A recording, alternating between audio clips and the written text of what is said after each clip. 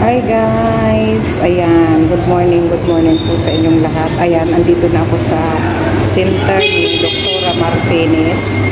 Ayan, tapos na ako magpatingin kay Dr. Martinez pero hiningian ako ng laboratory para sa ihi ko sa urine. Ayan, naghihintay ako ng aking urine result ng aking laboratory after 1 hour.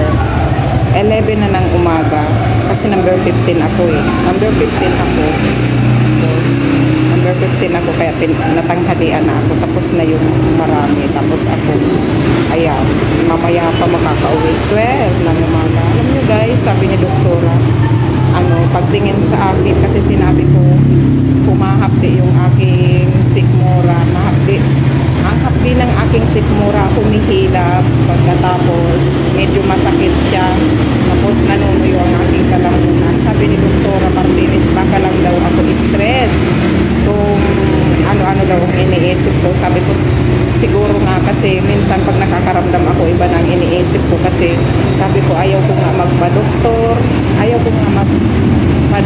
kasi pag lalong-lalo na kung sinabi na ng doktor na ganito, ayan, nag-isip ka agad ako ng iba. Kaya sabi ni Dr. Martinez, huwag ka agad mag-isip na kung relax ka lang. Kaya sabi ni Dr. Martinez, baka daw yung acid ko, kasi dati may acid ako nung una kong punta sa kanya, yung acid ko umaakyat sa lalamunan, tapos yung acid ko, or pag nanunuyod ang lalamunan baka daw mataas ang blood sugar. Kaya mamayang gabi magpa-fasting ako guys, magpa-fasting ako hanggang 10 ng gabi. Pwede akong kumain, pero pag lagpas ng 10 wala nang kain, kahit tubig hindi ka na pwede. Tapos pagbukas ng umaga magpapakuha na ako ng blood sugar ng dugo para sa laboratory ko, para malaman kung talaga ako, kung mataas ang aking sugar. Sana hindi naman guys, kasi ang aking asawa ay mataas na ang kanyang blood sugar. Mataas na ang kanyang blood sugar. Ayan guys, hintayin natin yung aking laboratory. Ang aking laboratory para sa akin is para sa UTI. Ayan guys, hintayin po natin after ng 1 hour.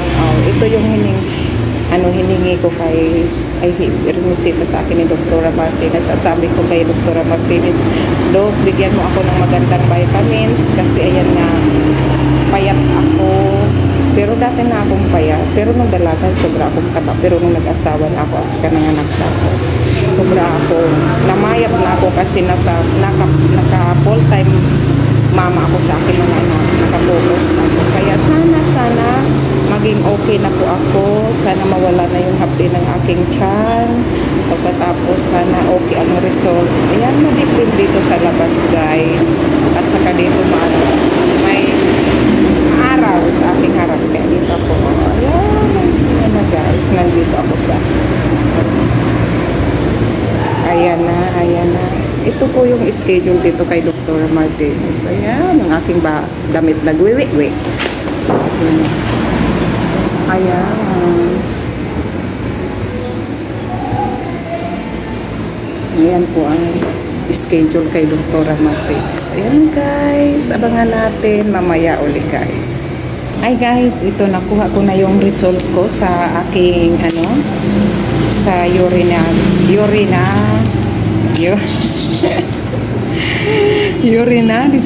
urinalysis. Nakuha ko na, ayan, may UTI nga po ako guys, kaya pero hindi pa naman malala, kaya ang inano muna sa akin guys, siya, mag-inom daw ako ng buko juice. Ayan, buko juice guys, or balahibo ng mais. Ayan, para sa UTI pala yan. At saka ayan, binigyan ako ng omeprazole para sa aking acidic, mataas ang aking acidic, at saka malox. Ayan, andito na yung aking resita, pauwi na ako guys. At saka binigyan ako ng vitamins na maganda. Ayan, siguro na talaga ako, magkakaroon na ng magandang energy, magandang pangangatawan kasi ang ganda nito ni Dr. Martinez magbigay ng reseta guys. Kaya ang tao dito araw-araw pila, ayan, madaling araw pa lang, alauna ng hating gabi may nakapila na. Kaya ako kanina 3:30 nagpila na, pero sa number 15 na ako. Marami kami, pagkatapos ang daming hindi nakakuha ng number dahil kay Dr. Martinez na napakagaling na doktor. Ayan, binigyan ako ng vitamins. Ayan guys, yung vitamins. Ayan.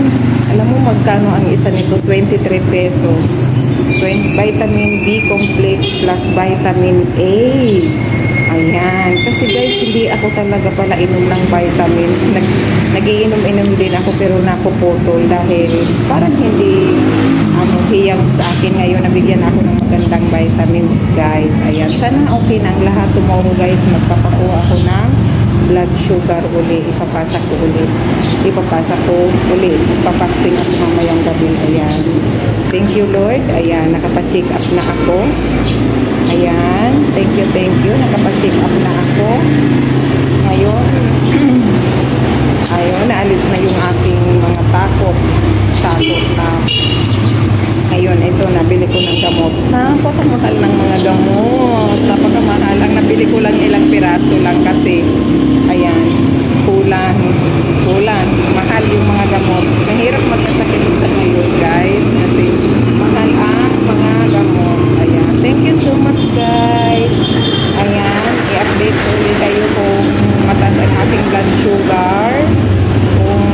Sana okay ang kalusugan ni Mama Ems para makapag-vlog lagi at makapasyal kahit saang sulok ng Pilipinas. Ayan. Thank you so much. Maraming salamat sa inyo guys. Pauwi na ako. Bye. Thank you.